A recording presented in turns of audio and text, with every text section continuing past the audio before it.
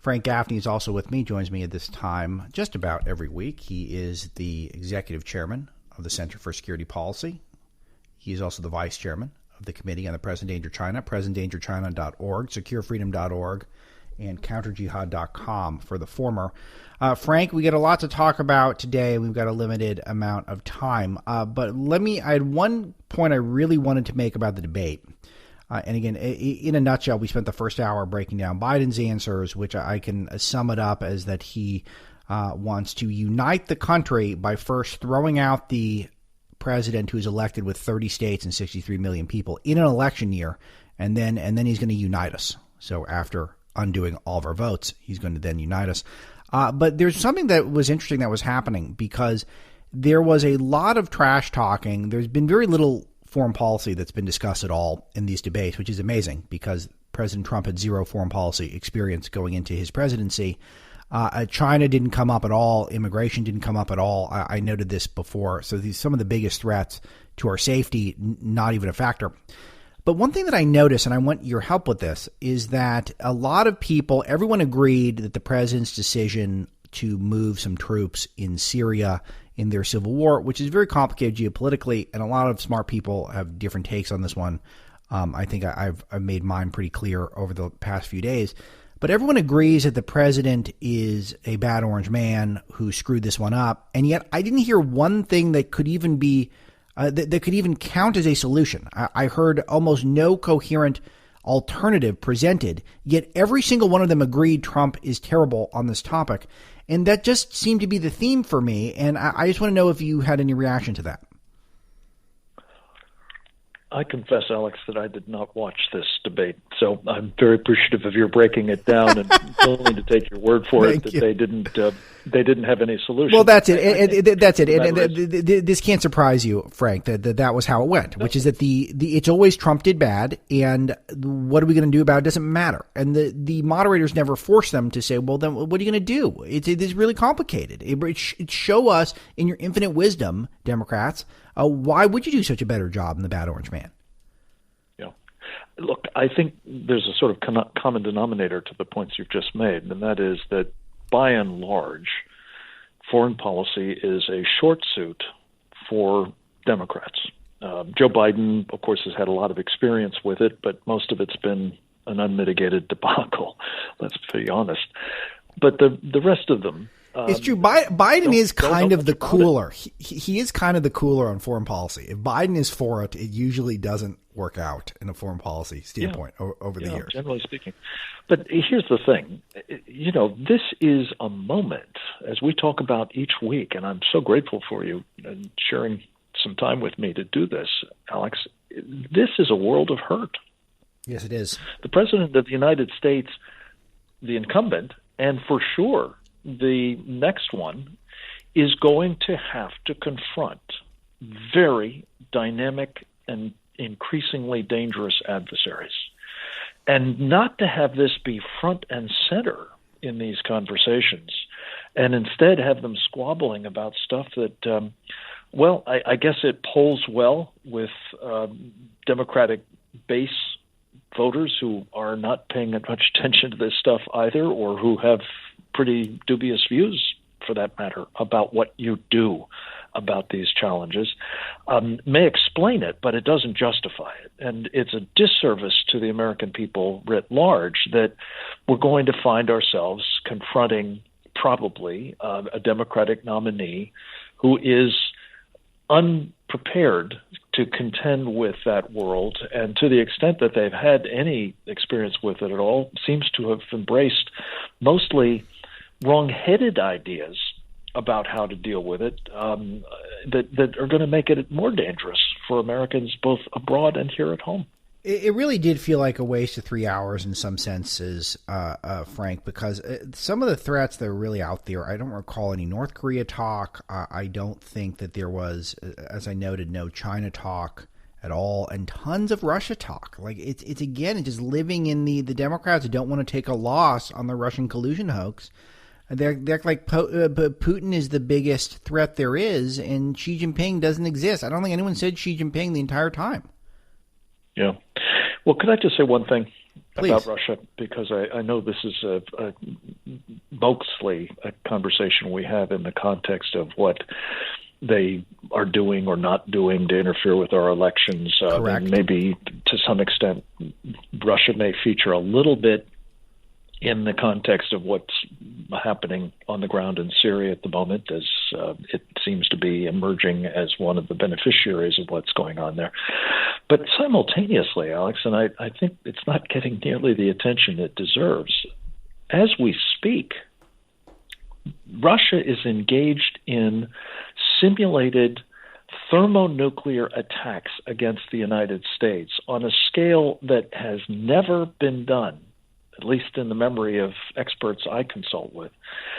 And you'd think that might be worth a little bit of a conversation. What is up with that? It's obviously, to some extent, an act of intimidation to those who are paying attention, and I'd like to think our national security community is paying attention. It's also a demonstration of what the Russians have been doing. It's not just interfering with our elections or improving their cyber threats and so on. They have been amassing a nuclear force, both at the tactical level and at the strategic level, that I believe is surpassing, in terms of its sheer capacity for mass destruction, what the Soviet Union had at its pinnacle. And by contrast, our obsolescent deterrent really pales by comparison. This ought to be one of the things that is at least getting passing mention in the course of these debates, because it's happening right now. We can talk about why it's happening. I think at one go ahead. level, at least we have to be concerned about the fact that it may be simply desensitizing us to their preparations for a nuclear attack. That's very alarming. Yeah, go ahead, Frank. Give us more detail. Well, it's happening on a scale with something on the order of 213 ballistic missiles that are being simulated to fire in this exercise. And a number of submarine-launched ballistic missiles. Those are intercontinental range land-based ballistic missiles. That's, by some estimates, something on the order of 70% of their entire strategic inventory. These are multiple warhead missiles that are capable of raining down somewhere between 3 and 10 nuclear weapons per missile. Now, fortunately, not all of them are being fired, but a number of them are, submarines included, and bombers are being sallied forth, and cruise missiles are being tested. All of this is going on as we are essentially ignoring it in our national political discourse, and I'm fearful probably not adequately paying attention to it even in national security circles as well. Very interesting. So, Frank, I got a couple other things I want to bring up with you and get your thoughts on this, and I think that is important. What is Putin up to in Saudi Arabia, making his first visit there in 12 years? One of the great mistakes of the Obama administration was essentially facilitating, if not actually encouraging, the reinsertion of Russia into the Middle East for the first time, basically since Anwar al-Sadat threw them out and decided in his time as the president of Egypt to turn instead to the United States, which ushered in an era in which the United States was really the dominant external power in that region, which I think was by and large a force for good. The Russians have come back in. They've been active, of course, in Syria. We're likely to see them even more active and prominent in what's playing out there now. But I think the trip to Saudi Arabia, and I think he was also hitting the UAE and probably other places in the region, is essentially strutting his stuff. It's showing the influence Russia has in various countries, including in Iran, as well as in Saudi Arabia. It quite possibly is setting the stage for him to make more arms sales to both of the adversaries on either side of the Persian Gulf, which is a hat trick if you can do it. And it certainly is, I think, intended to demonstrate that nobody is going to be safe relying on the United States. They better start making arrangements for, some kind of modus vivendi, if not a security partnership with Russia. And that's not a good thing, I believe, either for the region or for our interests, for sure. All right, Frank, let's turn our focus to the Far East with China, where I think, luckily for folks like you and me, I think that we've gotten a huge opportunity here. We have a huge opportunity with some of the mistakes the NBA is making and their inability to message properly on why they do business with China.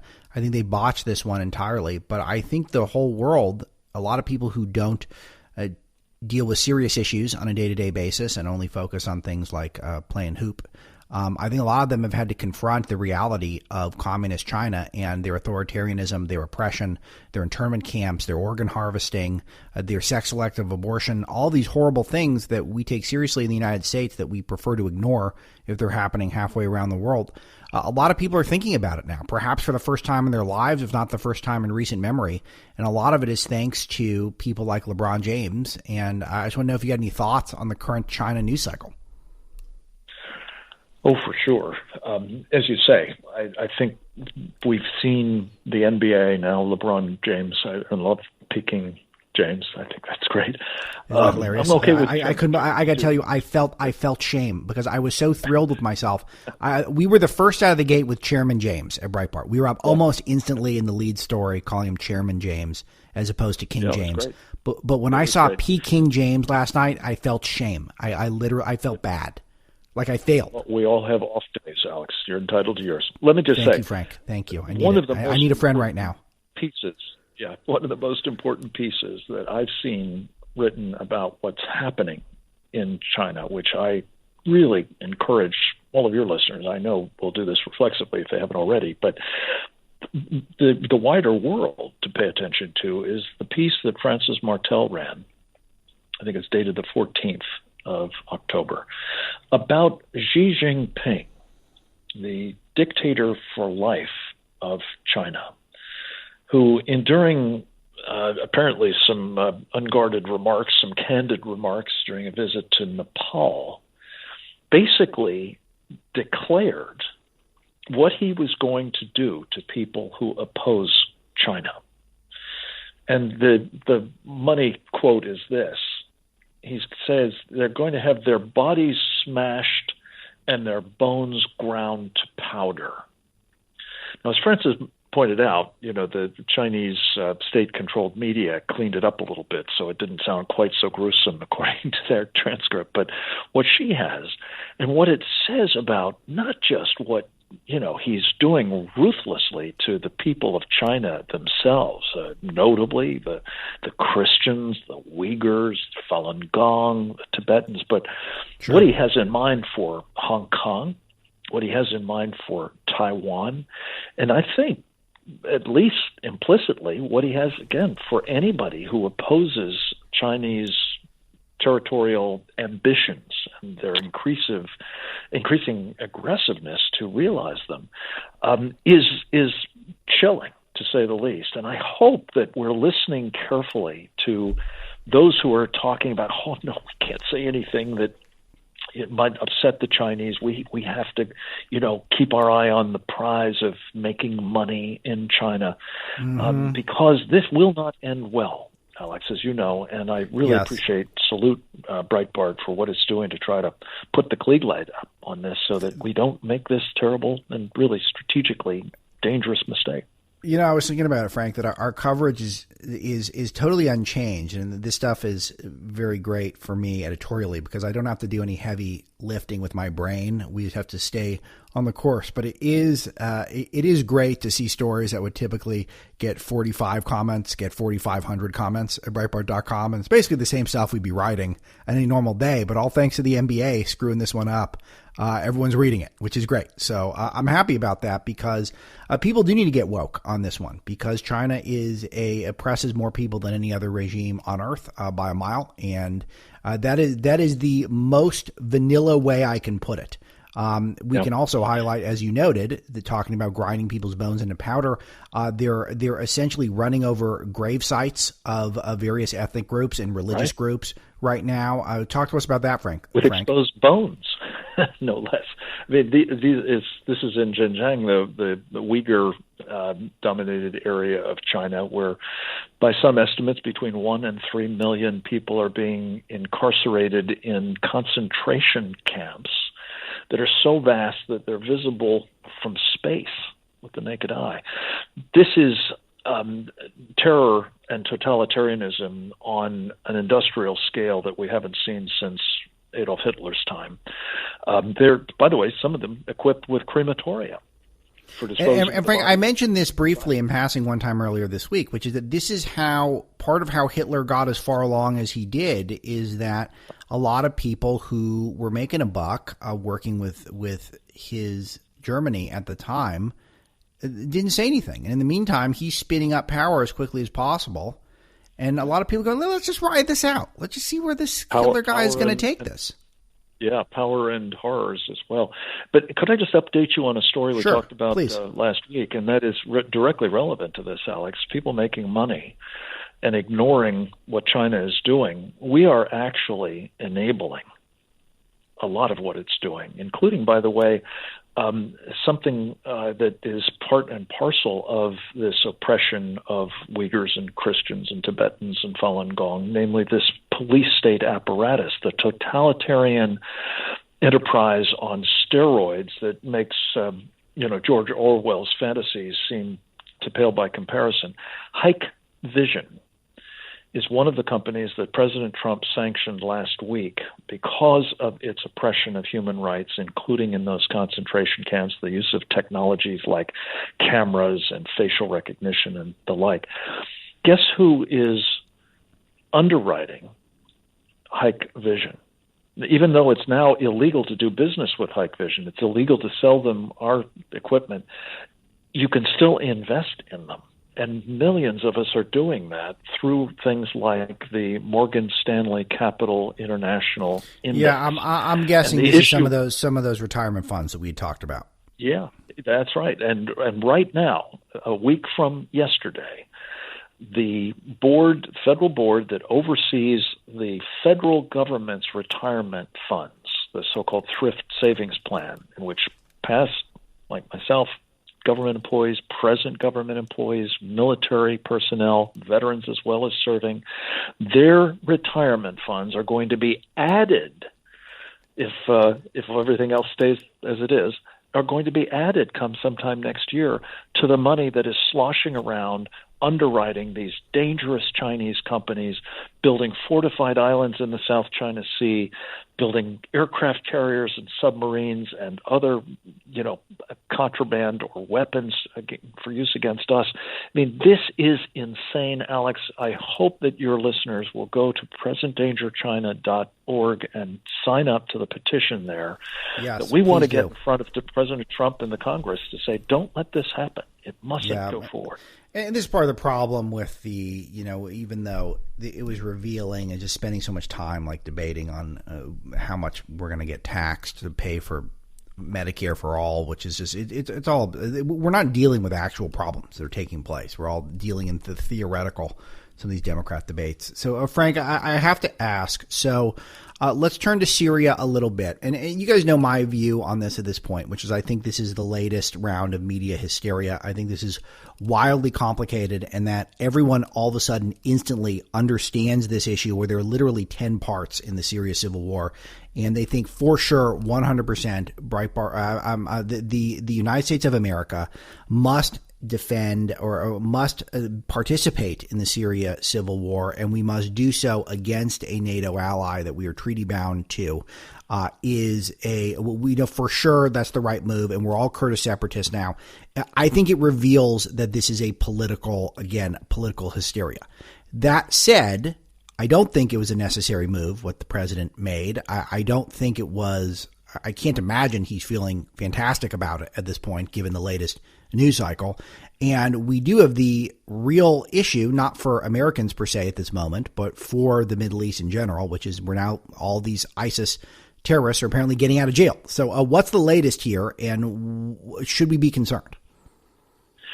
I think we have to be concerned, Alex, and that's not to say you're wrong, that it is being highly politicized and oversimplified. It is simply to say that I think it was a mistake. We were engaged in a very inexpensive way with a very small footprint in managing a difficult situation, basically maintaining deterrence on the cheap against Turkey. And I want to emphasize this point, Frank, Iran. because again, if people have heard me say that, again, I think this is the latest Orange Man Bad hysteria, Orange Man Bad Syria version.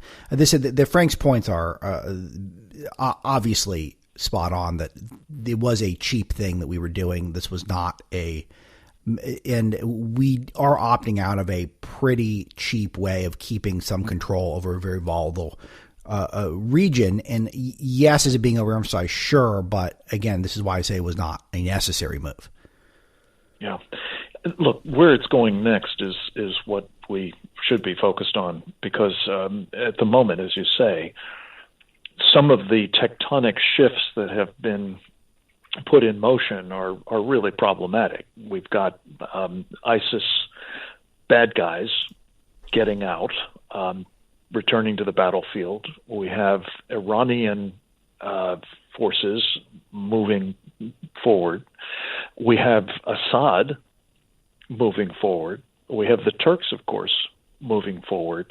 And the Kurds are likely to be, to use Xi Jinping's expression, ground down, bones and otherwise, in the process. And I think in all of this, a lot, we hope, will come of the mission that the president has charged Mike Pence and Mike Pompeo to perform in Turkey, to try to back them off, to try to find some sort of renewed modus vivendi in that region in the absence of American forces. It's going to be extraordinarily tough. And I think, just to one point that you made that I think really needs to be the focus of our attention going forward, Turkey is an ally in name only. Agreed. It is, yes, formally part of NATO. I believe that's at this point only because there is no mechanism in place for getting an ally no more like Turkey out of the NATO alliance. And that needs to be rethought seriously and urgently. And I agree with you. We need to rethink this. Punish the Turks. Yeah, we need to rethink this big league, Frank. But again, we're too busy talking about other useless stuff, so we don't have time to go into this. So but let's make a point, you and I, to come back to this. Either you guys should do a piece for us at Breitbart.com, or we should just do a big segment on the show. But NATO needs a revision if this is the case, because it does make it it makes it very complicated when the good guys, by and large, is imperfect. The good guys are the Kurds in this situation. The bad guys are the Turks, and we're allied to the Turks, even though we like the Kurds, and the Kurds don't even have a state. But then all of a sudden, everyone knows the answer very clearly is whatever Trump does is wrong. It's a mess. It's a total mess. And this is, I think, why the president's tempted to get us out of these regions. He is, and that's understandable. In this case, I think it was short-sighted, and let's hope that when Mike get on the ground there shortly, that they will be able to try to, reestablish some kind of arrangement that will have as much effect as what we did previously. It was not a solution, don't get me wrong. It was just a holding action, but it was important to hold. We need something in place that will do the same. And I hope President Trump, is learning from these kinds of experiences. At the minimum, you don't want to give your political adversaries here at home cheap shots. And foreign policy can do that if you're not paying attention. Amen to that. Frank Gaffney, always wonderful when you're on the show. Go to presentdangerchina.org to sign that petition for why our retirement funds are going to Chinese government is scary. We need to stop it. And also, you go to securefreedom.org, counterjihad.com, and check out his Secure Freedom Radio. Thanks, Frank. Talk to you soon. Bless you, my friend.